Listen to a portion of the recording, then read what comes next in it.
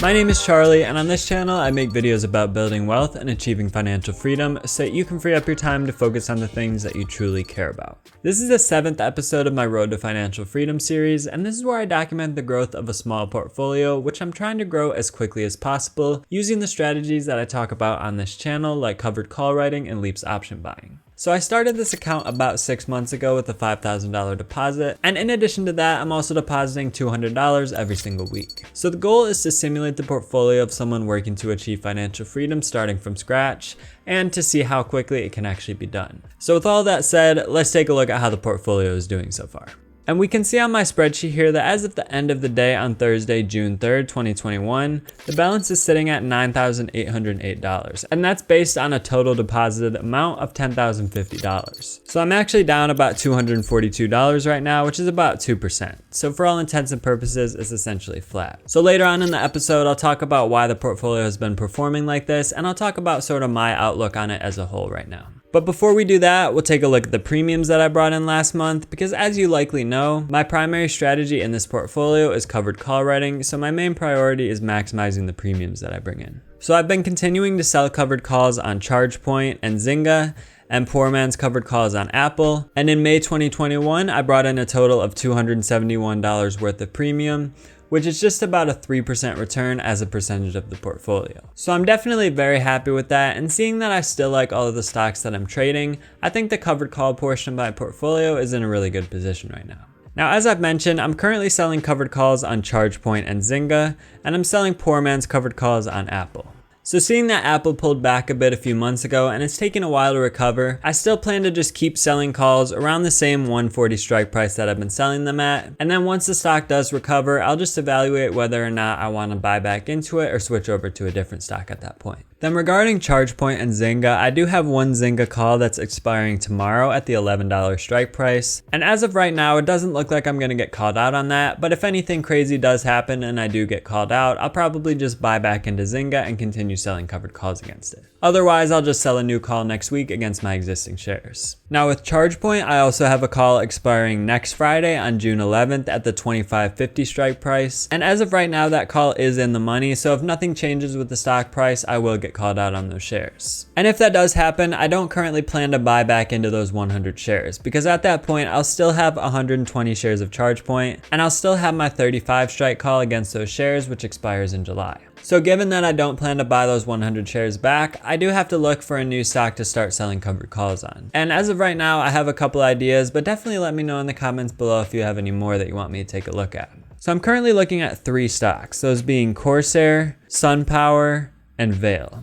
So Corsair is the company that I'm most familiar with, so they basically make PC gaming supplies like keyboards and mice and some computer parts. And SunPower, as you might have guessed, is a solar power company, so I'm somewhat familiar with them, but I need to do a little bit more research. And then Vail is a mining company, which I don't really know much about, but just based on the chart and the premiums, it looks pretty good, but I'll definitely have to do a lot more research if I do decide to use that one for covered calls. So the way I see it, Corsair is the most solid bet because it is a very well-established, solid company, and it's the one that I'm the most familiar with, but it also has the lowest premiums of the 3. Then SunPower does yield quite a bit higher premiums, so it is tempting, but it's also a more volatile and uncertain company. So I'll just have to evaluate whether or not I want to take that risk.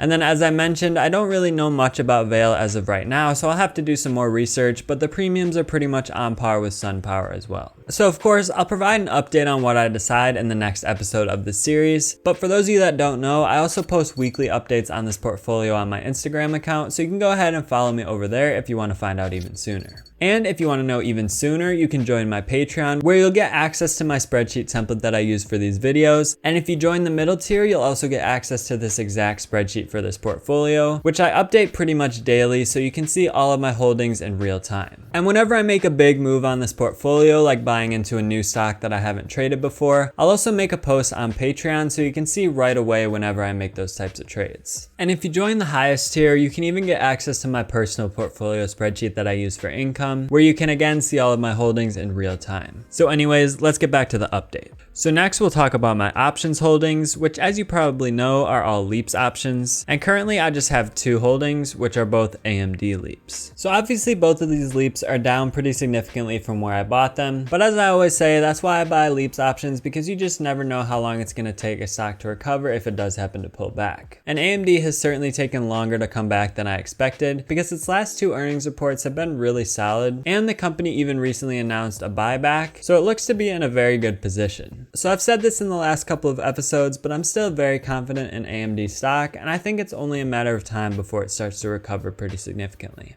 Now the first Leaps that I bought here does expire on June 17th, 2022, which is just over a year away now. So this option is actually on the verge of no longer being a Leaps option. And if that does happen, as I've mentioned before, I'll consider selling it and rolling it out to a later expiration date. So again, whatever I do there, you'll see that in the portfolio updates on Instagram, Patreon, and on this channel. But otherwise, if nothing changes fundamentally with the company, I plan to just keep holding onto these Leaps until they recover and become profitable, or at least close to it. Then looking at my long-term holds, I don't believe anything has changed since the last episode. So I did buy back into Apple and Square, which I had sold off a couple of months ago, and I was waiting to buy back in to avoid the wash sale rule. But I think we already covered that in the last episode, so nothing else has changed there, and I'm up a total of about $120 on all of my long-term holds. So with all of that said, I also want to talk about my overall thoughts on the portfolio right now. And in short, I am pretty happy with how it's looking, despite it being relatively flat overall.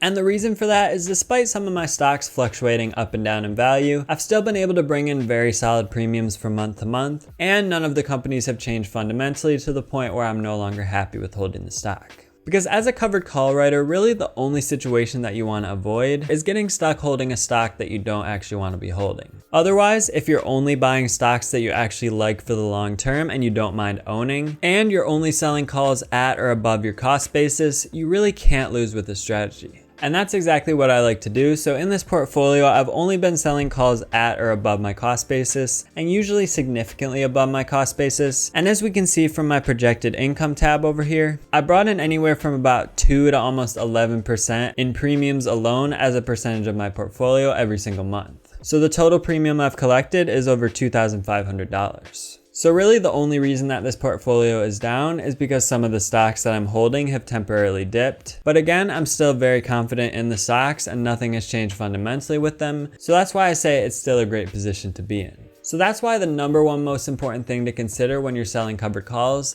is to only sell them on stocks that you really like for the long term and you wouldn't mind owning anyways. Because again, if you do that and you only sell calls at or above your cost basis, you really can't lose with covered calls. And in a recent video, I actually discussed a strategy that I like to use to bring in additional premium while my covered call stocks have dipped in value. So if you haven't seen that video, be sure to check it out in the bottom right corner of the screen.